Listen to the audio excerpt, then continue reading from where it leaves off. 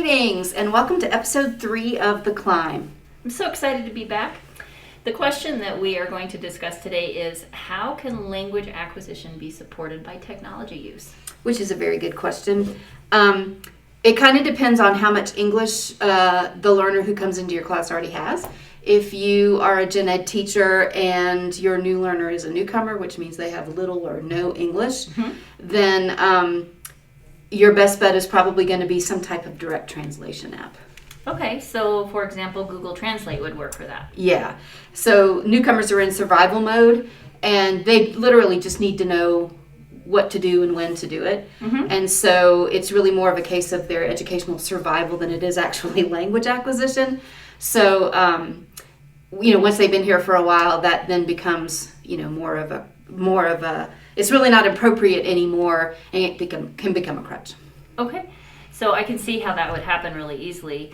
So that's why guidance from a teacher is important. And we also need to remember that sometimes technology is not appropriate for a lesson. Sometimes it is. So that's, another reason why the teacher needs to be the guiding force. Right, and learners that have been here for a few months, the tech can kind of switch from being a survival mode to something that will help them access actual grade level content. Okay, so a teacher could use like Google image search or font colors to help a language learner develop their vocabulary in a certain lesson? Yeah, so it's kind of like old school. We would, when they get a little bit of language, we hand them a Spanish-English dictionary. You don't see that anymore. The modern equivalent of that is, your kid in science class has Google Translate up on a tab, and when they hit a word they don't know, they just discreetly go over and they look at that. So that's an example to me. Yes, it's direct translation, but it's also a kid who knows where their resources are and using that to be independent, and that's, that's super important. Yes, that's definitely a priority for teachers. So what are some other ways that teachers can use technology to support their language learners? I would say probably the biggest thing is helping them access grade level text.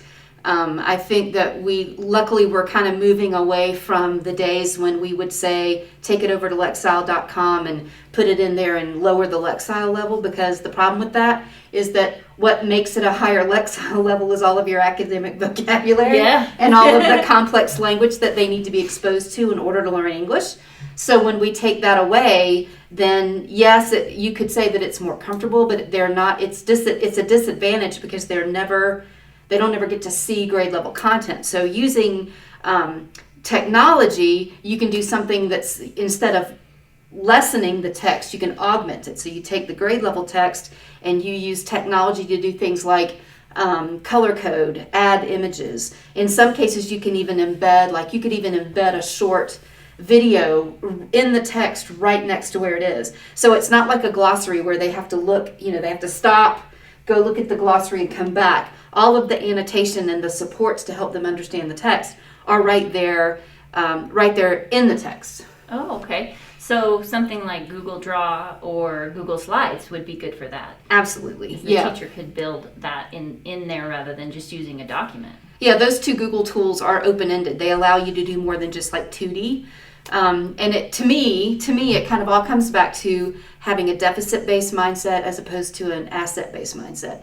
When we're constantly subtracting from grade level text for language learners, that's a deficit mindset. We're saying, I don't think you can understand the concept. Whereas letting them see and work with grade level text and augmenting grade level text so that you're just getting them past the language to the thought process, that is an asset-based mindset, because you're honoring the fact that yes, they are bringing knowledge with them to the classroom, and if you can just help them get over the roadblock of the vocabulary, then they do have the ability to understand that. And to me, that's where you get the biggest bang for your buck from EdTech.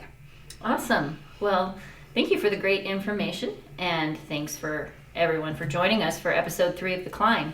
We will see you next week for episode 4.